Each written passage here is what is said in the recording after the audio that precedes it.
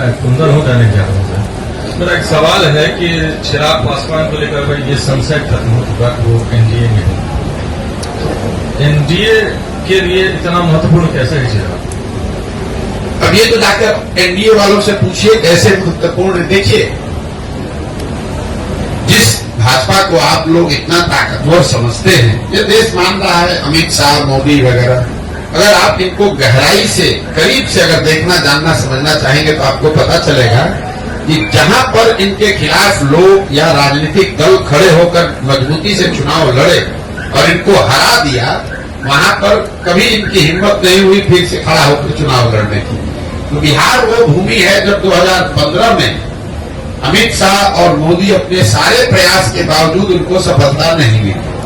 और वो जो डर है, वो इतना बड़ा डर है हारने का। जब आपको ज्यादातर जगह पर आसान जीत मिलती है तो कहीं पर जब आप हार जाते हैं तो आप उससे डरते बहुत ज्यादा है। तो कहीं न कहीं भाजपा को ये डर है, भाजपा की लीडरशिप को, कि बिहार की जो राजनीतिक मैं कहूंगा पृष्ठभूमि है, यहाँ का जो सोशल फैब्रिक है, जो यहाँ समाजवाद की जड़ें हैं, वो इतनी मजबूत हैं या इतनी गहरी हैं कि भाजपा के लिए इतना आसान नहीं है कि पूरे बिहार को अपने एक मोदी के स्लोगन पर जीत लिया जाए। ऐसा उनको लगता है। सच्चाई क्या है ये तो भगवान जाने, लेकिन ऐसा उनको लगता है। इसीलिए वो इस तरह के गठबंधन, जैसे नीतीश कुमार के लिए अभी कुछ महीना पहले आकर यही अमित शाह ने मंच से खड़े होकर कहा कि बिहार की जनता, एक एक आदमी सुन लीजिए, चुनाव से पहले या बाद किसी भी हालत में नीतीश कुमार को वापस नहीं लिया जाएगा।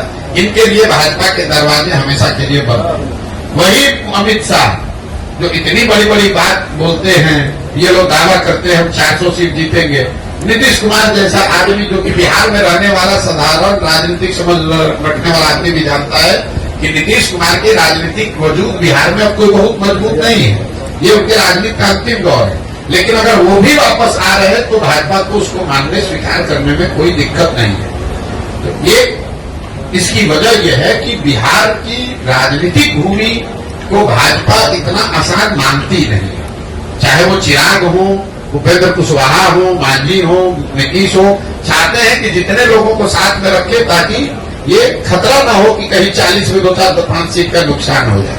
और दूसरा, ये बिहार के लोगों का दुर्भाग्य रहा है कि ये 40 सीट जो है, इसके लालच ने बिहार को बर्बाद कर दिया। विश्व के स्तर पर अफ्रीका के बारे में बात कही जाती है कि अफ्रीका के जिन देशों में बहुत ज्यादा खनिज है, वहां पर सबसे ज्यादा गरीबी है। उसको मिनरल कर्स कहा जाता है, क्योंकि वहां इतना खनिज है कि उसी को लूटने के लिए, उससे कमाने के लिए दुनिया भर के लोग जाकर वहां लूटपाट मचाते हैं। उसी तरह बिहार की हालत है। बिहार से 40 सांसद जीत कर जाता रहे, उसके लिए राष्ट्रीय दल, पहले कांग्रेस और अब भाजपा, ये कुछ भी करने को तैयार है। आपने देखा कांग्रेस का जब शासन था, इसी कांग्रेस ने बिहार को लालू जी के हवाले करके छोड़ दिया। उनको ऐसा नहीं कि मालूम नहीं है कि बिहार में कितना बड़ा जंगल राज लालू जी के टाइम में था। ऐसा तो नहीं मालूम है कि उनको कांग्रेस को पता नहीं था कि बिहार सबसे गरीब और पिछड़ा राज्य था।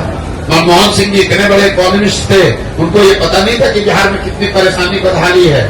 इसके बावजूद उन लोगों ने लालू जी को अपने कंधे पर बैठा कर रखा, क्योंकि वो चाहते थे कि बिहार से 20, 25, 30 सांसद जीतकर यूपीए की सरकार को मदद करते रहे। तो जो काम कांग्रेस ने लालू जी के साथ किया, वही काम आज भाजपा नीतीश के साथ कर रही है कि नीतीश को साथ में रखो, चिराग को साथ में रखो, इन लोगों की मदद से 30-35 सांसद हम लोग का जीत कर जाता रहे।